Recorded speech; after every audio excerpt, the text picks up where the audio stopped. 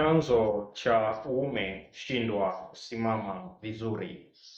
Chanzo cha uume kushindwa kusimama vizuri. Nimeona niweze kuambatanisha na picha ya mfano wa uume ili uweze kuona namna ambavyo uume unavyoshindwa kusimama vizuri, ama uume unavyoshindwa kusimama kwa kunyooka. Uume unavyoshindwa kusimama kwa kunyooka. Okay? Sasa nataka tuweze kusoma swali hapa. Tuweze kuangalia nini chanzo cha maumbile kushindwa kusimama vizuri. Anasema, dokta, mimi na tatizo, naomba unisaidie. Ninapokuwa kwenye maandalizi ya tendo, mimi uume wangu hausimami, ila kuna muda unasimama, ila kwa ulegevu. Dokta, naomba unisaidie.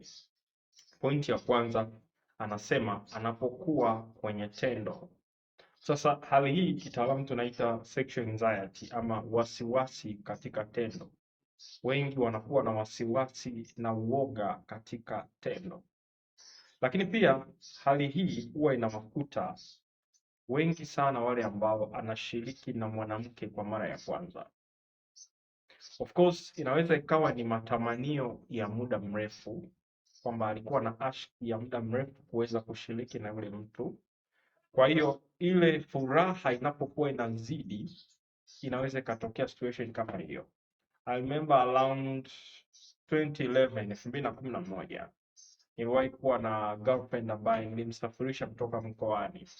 Alitoka mbali kidogo, lakini huyu girlfriend alifika jioni, muda wa usiku, nilishindwa kuweza kusimamisha uume.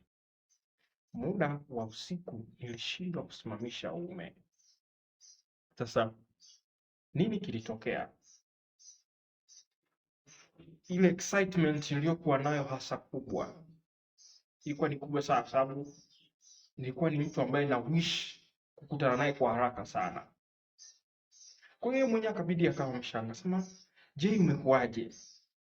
Lakini ilipofika asubuhi, ile excitement ikawa imepungua kidogo, nikaweza kusimamisha uume. Sasa hapa utofauti wake nini? Yupo yule ambaye anaweza akasimamisha uume,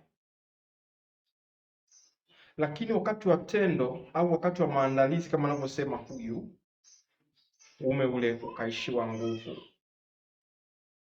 Sasa endapo alio ikienda kwa muda mrefu, sio kupungua miezi mitatu, tunasema huyu mtu ana changamoto ya nguvu. Maanake uume unakuwa umesimama, lakini unakuwa legelege. Na ndio maana pointi yake ya mwisho anasema hata uume unapokuwa unasimama ukiwa ni legelege. Sasa nini kifanyike baada ya hapo? Cha kwanza, endapo tatizo hili limeshazidi zaidi ya miezi mitatu, ninatoa ushauri wa tiba ya kimwili. Nina dawa maalum ambayo ni dawa ya asili, inaitwa mkombozi wa ndoa. Dawa hii inakusaidia kwenda kuimarisha misuli na kusaidia kusimama. Uume utakuwa usimame mithili ya hivi. Huu ni uume ambao, mfano wa uume ambao umesimama kama mshale. So hiki ndicho ambacho kinachotakiwa.